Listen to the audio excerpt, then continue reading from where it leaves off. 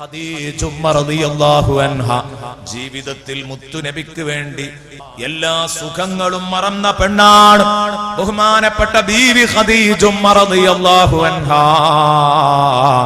ഖുവൈലിദിന്റെ മകള് വലിയ പണക്കാരിയായിരുന്നു. ഹിയ ബിന്തു മൻ ഹിയ സൗജു മൻ ഹിയ ഉമ്മു മൻ. അവിടുന്നാരുടെ മകളാണ്, ഫാത്തിമയാരുടെ ഭാര്യയാണ്, ഫാത്തിമയാരുടെ ഉമ്മയാണ്. മന്ദായുസാവി ഫില്ലുജൂദി ഉലാഹ. ലോകത്ത് ഫാത്തിമയുടെ മഹത്വത്തോട് തോളൊക്കുന്നവൻ, സമമാകുന്നവൻ വേറെ ആരാ ഉള്ളത്? ലോകത്തൊരൊറ്റ കുട്ടിയുമില്ല. അതിൽ ഹിയ ബിന്തുമൻ എന്ന് ചോദിച്ചത് സയ്യിദുനാ റസൂലുള്ളാഹിയുടെ മകളാണെന്ന് മാത്രമല്ല ഉത്തരം. അന്ന് ഞാൻ പറഞ്ഞിരുന്നു ബീവി ഖദീജുമ്മയുടെയും കൂടെ മകളാണ്. ആ ഖദീജുമ്മ ആരാണ്? ഖുവൈലിദിന്റെ മകള്, മക്കയിലെ അറിയപ്പെട്ട പണക്കാരി അല്ലേ? എത്ര പണം ഉണ്ടായിരുന്നു? ആ പണം മുഴുവനും പരിശുദ്ധ ദീനിന് വേണ്ടി കൊടുത്തു, ദീനിന് വേണ്ടി കൊടുത്തു. പ്രിയപ്പെട്ട സഹോദരങ്ങൾ ചിന്തിക്കണം. ബഹുമാനപ്പെട്ട ബീവി ഖദീജ റളിയല്ലാഹു അൻഹ എല്ലാം ദീനിന് വേണ്ടി കൊടുത്തതിനു ശേഷം അതാ സയ്യിദുനാ റസൂലുള്ളാഹി തങ്ങൾക്ക് ദീൻ നിലനിർത്താൻ വേണ്ടി പണം കൊടുക്കുകയാണ്. ഭർത്താവിൻ്റെത് ഇങ്ങോട്ട് വലിക്കല്ല, ദീൻ നിലനിർത്താൻ വേണ്ടി ഭർത്താവിന് തന്റെ സ്വർണ്ണാഭരണങ്ങൾ മുഴുവനും കൊടുത്തു, പണം മുഴുവനും കൊടുത്തു. സുബ്ഹാനല്ലാഹ്, കൊടുത്ത് അവസാനം ഒരു മാല ബാക്കിയുണ്ടായിരുന്നു ബീവി ഖദീജുമ്മയുടെ കൈവശം. ആ മാലയെ കുറിച്ച് ഖദീജുമ്മ ഒരു ദിവസം മുത്തുനബിയോട് ചോദിക്കുകയാണ്. സുഹൃത്തെ, ഈ സംഭവം കേൾക്കുമ്പോ മനസ്സ് നുറുങ്ങാത്ത ഒരൊറ്റ മനുഷ്യനും ഉണ്ടാവൂല. അവിടുന്ന് ചോദിച്ചു, നബിയേ, അങ്ങയുടെ റബ്ബിന്റെ ദീൻ വളർത്താൻ അങ്ങയോടുള്ള ഇഷ്ടം കൊണ്ട്, റബ്ബിനോടുള്ള ഇഷ്ടം കൊണ്ട്, ദീനിനോടുള്ള താല്പര്യം കൊണ്ട് എന്റെ മുതൽ മുഴുവനും ഞാൻ ദീനിന് വേണ്ടി തന്നു. ഇനി ഈ മാലയുണ്ട് തങ്ങളെ. ചെയിൻ ഇങ്ങനെ ഉയർത്തിപ്പിടിച്ചിട്ട് പറഞ്ഞു, ഈ ഒരു മാല മാത്രമാണ് ഇനി ഖദീജക്കുള്ളത്, ഇതും കൂടെ ദീനി ഫണ്ടിലേക്ക് തരാനാണ്, ദീനിന്റെ പ്രവർത്തനത്തിന് തരാനാണ് എനിക്ക് പൂതി. പക്ഷേ ഒരൊറ്റ തടസ്സം അതിനുണ്ട്. അതെന്താ? നമ്മളെ മകൾ സൈനബ് വിവാഹപ്രായമെത്തി വരികയാണ്, വലിയ മോള്. അതുകൊണ്ട് ഏതുമ്മയുടെയും മോഹമാണ് കുട്ടിയെ കെട്ടിക്കുമ്പോ ഉമ്മാന്റെ വക എന്തെങ്കിലും ഒരു ചെറിയ സ്വർണ്ണാഭരണം കൊടുക്കുക എന്നുള്ളത്. അതുകൊണ്ട് എന്റെ മകൾ സൈനബിന് ഇത് കല്യാണം കഴിക്കുമ്പോ കൊടുക്കാൻ മാറ്റിവെച്ചാൽ തങ്ങള് വിഷമിക്കോ? തങ്ങളെ ഒന്ന് നോക്ക് നിങ്ങൾ, എന്താണിത്?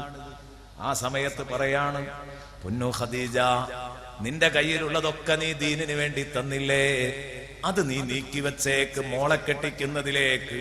അങ്ങനെയാണ് സൈനബിനെ കെട്ടിക്കുമ്പോൾ അത് കൊടുത്തത്. സൈനബിന്റെ കഴുത്തിൽ കിടന്നു കുറെ കാലം ആ മാല, സൈനബിന്റെ കഴുത്തിൽ കിടന്നു. അങ്ങനെയാണ് സൈനബിന്റെ ഭർത്താവ് ബദർ യുദ്ധത്തിൽ പിടിക്കപ്പെടുന്നത്. ഞാൻ പറഞ്ഞു, ആദ്യം മുസ്ലിം ആയിരുന്നില്ല കെട്ടിച്ചയാള്. അബുലാസ് ഒന്ന് മുസ്ലിമായി കാണാൻ ആഗ്രഹിച്ചു. ഫാത്തിമ ബീവി എന്ന് നമ്മളെ ചർച്ചയിൽ മുമ്പ് വന്നില്ലേ? നമ്മളെ മുമ്പേ ചർച്ചയിൽ കടന്നു വന്നു. അളിയനൊന്ന് മുസ്ലിമാകാൻ ആഗ്രഹിച്ചു പോയി. താത്തയുടെ പുതിയാപ്പിള ഏതാവട്ടെ, ആ പുതിയാപ്പിള ശത്രുപക്ഷത്താണുള്ളത്.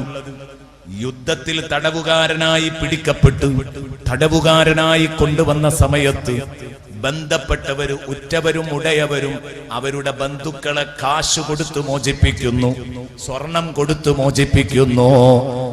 അപ്പൊ സ്വഹാബത്ത് ചോദിച്ചു, നബിയേ, അല്ലാഹു മഹത്തായ വിജയം തന്നു. കൊലകൊമ്പന്മാരെ മുഴുവനും അല്ല വീഴ്ത്തി, കൊല്ലപ്പെട്ടു. കൊലകൊമ്പന്മാരൊക്കെ, മറ്റു വമ്പന്മാരൊക്കെ 10-70 പേര് നമ്മുടെ അധീനത്തിൽ ചങ്ങലക്കിട്ടു. എന്നിട്ട് എന്തിനാ നബിയെ ഇനി തങ്ങള് വിഷമിച്ചുകൊണ്ട് അസ്വസ്ഥനായി അങ്ങോട്ടും ഇങ്ങോട്ടും ചുറ്റുന്നത്, നടക്കുന്നത്? അപ്പോഴാണ് പറഞ്ഞത്, പ്രിയപ്പെട്ട കൂട്ടുകാരെ, പടച്ചോൻ വിജയം തന്നു, സത്യമാണ്.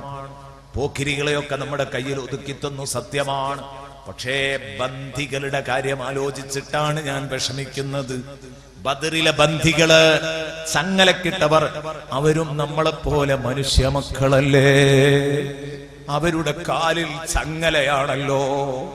സുബ്ഹാനല്ലാഹ്, സ്വഹാബത്ത് വേദനിക്കുന്നു, നബിയെ ഇത്ര വലിയ ക്രൂരത നമ്മളോട് ചെയ്തിട്ട്, ഇത്ര വലിയ മനസ്സലിവോ തങ്ങൾക്ക്, ഇത്ര വലിയ മനസ്സലിവോ തങ്ങൾക്ക്. അതേ മനുഷ്യ മക്കളുടെ കാലിൽ ചങ്ങലയിടരുത്, അത് അഴിച്ചിട് എങ്കിലേ ഞാൻ ഉറങ്ങൂ. അങ്ങനെ ചങ്ങലയഴിച്ചു. ബഹുമാനപ്പെട്ട സഹാബത്തിൽ ചിലർ ചോദിച്ചു, നബിയെ, തങ്ങളുടെ പ്രിയപ്പെട്ട ഇളാപ്പ, തങ്ങളുടെ പ്രിയപ്പെട്ട പിതൃവ്യൻ അബ്ബാസ് തങ്ങളുടെ കാലിൽ ചങ്ങല വീണതാകോ പ്രശ്നം? വെറുതെ ഒന്ന് ചോദിച്ചു നോക്കിയതാണ്. മുത്തുനബി പറഞ്ഞു, എന്റെ ഇളാപ്പാന്റെ കാലിലെ ചങ്ങലയല്ല എന്റെ വിഷയം, ബന്ധിയായ ബന്ധുവിന്റെ കാലിലെ ചങ്ങലയല്ല എന്റെ വിഷയം. എല്ലാം മനുഷ്യ മക്കളല്ലേ, എല്ലാവരുടെ കാലിലെ ചങ്ങലയും അഴിക്കണം. അഴിപ്പിച്ചു സയ്യിദുനാ റസൂലുള്ളാഹി സ്വല്ലല്ലാഹു അലൈഹി വസല്ലമ തങ്ങള്. അങ്ങനെ പിന്നെ റസൂലുള്ള പറഞ്ഞു, ഇവരെ മോചിപ്പിക്കണം, മോചനദ്രവ്യം വാങ്ങിയിട്ട് മോചിപ്പിക്കണം.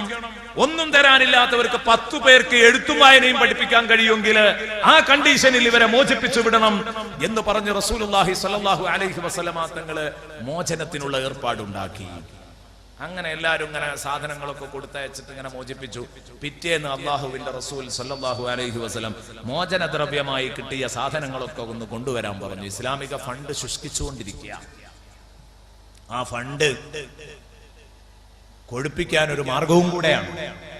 മോചനദ്രവ്യങ്ങൾ ഇങ്ങനെ സ്വർണ്ണാഭരണങ്ങളും മറ്റുമൊക്കെ വന്നിട്ടുണ്ട്. അതൊക്കെ ഇങ്ങനെ എടുത്തിങ്ങനെ പരിശോധിക്കുമ്പോ സുബ്ഹാനല്ലാഹ്, കൂട്ടത്തിൽ നിന്നൊരു മാല, ആ മാല ഇങ്ങ് പൊക്കിപ്പിടിച്ചിട്ട് മുത്തുനബി ആ മാലയിലേക്ക് ഇങ്ങനെ നോക്കിയിട്ട് കുലുങ്ങി കുലുങ്ങി അങ്ങ് കരഞ്ഞു. സ്വഹാബത്തിനൊരു പിടുത്തവും കിട്ടുന്നില്ല, എന്തിനാണ് ഈ കരയുന്നത്? സ്വഹാബത്ത് ചോദിച്ചു, യാ റസൂലല്ലാഹ്, എന്തു പറ്റിപ്പോയി? മുത്തുനബിക്ക് താങ്ങാൻ കഴിയുന്നില്ല, നിയന്ത്രിക്കാൻ കഴിയുന്നില്ല. ഹബീബ് പറഞ്ഞു, ഈ മാല എനിക്ക് പരിചയമുള്ള മാലയാണ്. എന്റെ പ്രിയപ്പെട്ട ബീവി ഖദീജ റളിയല്ലാഹു അൻഹാ, അവസാനം ഈ ഒരൊറ്റ മാലയേ ഉള്ളൂ, ഇതും ദീനിന്റെ ഫണ്ടിലേക്ക് തരണമെന്ന് എന്റെ ഖദീജ മോഹിച്ചിരുന്നു. പക്ഷേ മകൾ സൈനബിനെ കെട്ടിക്കാൻ എന്റെ പ്രിയപ്പെട്ടവള് മാറ്റിവെച്ചതായിരുന്നു. എന്നോട് സമ്മതം ചോദിച്ച് ഞാൻ സമ്മതം കൊടുത്തു.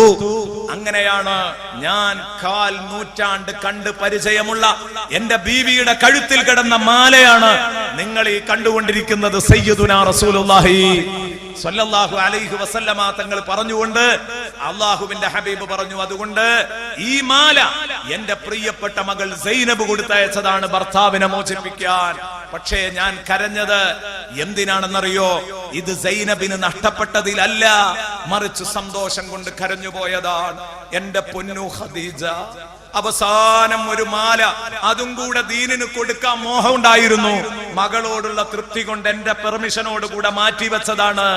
എങ്കിൽ എന്റെ പ്രിയപ്പെട്ട ഖദീജ, നിങ്ങളുടെ വഫാത്തിന് ശേഷം നിങ്ങളെ മാല ദീനീ ഫണ്ടിലേക്ക് തന്നെ വന്നിരിക്കുന്നു. ഖദീജ, നിങ്ങൾ അറിഞ്ഞോ അറിയാതെയോ അത് ദീനീ ഫണ്ടിൽ എത്തിയിരിക്കുന്നു, ദീനിന്റെ മാർഗത്തിലേക്ക് എത്തിയിരിക്കുന്നു എന്ന് പറഞ്ഞുകൊണ്ടാണ് ബഹുമാനപ്പെട്ട സയ്യിദുനാ റസൂലുള്ളാഹി കരയുന്നത്.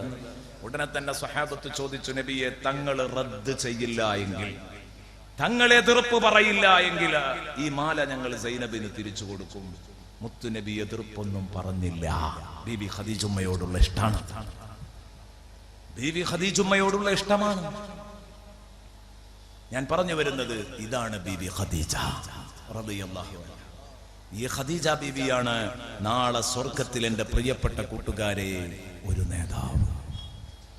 ഈ ഖദീജുമ്മ ബീവിയാണ് നാളെ സ്വർഗത്തിൽ ഒരു നേതാവ്, സംശയിക്കണ്ട. അല്ലാഹുവേ, അർഹമുർ റഹീമായ റബ്ബേ, ബീവി ഖദീജുമ്മയുടെ ബറക്കത്ത് കൊണ്ട് ഞങ്ങളെ നീ രക്ഷപ്പെടുത്തണേ അല്ലാഹ്. സ്വർഗത്തിലെ സഹോദരിമാരുടെ സയ്യിദത്ത് ലീഡർ ഒന്ന് ബീവി ഖദീജുമ്മയാണ് റളിയല്ലാഹു അൻഹ.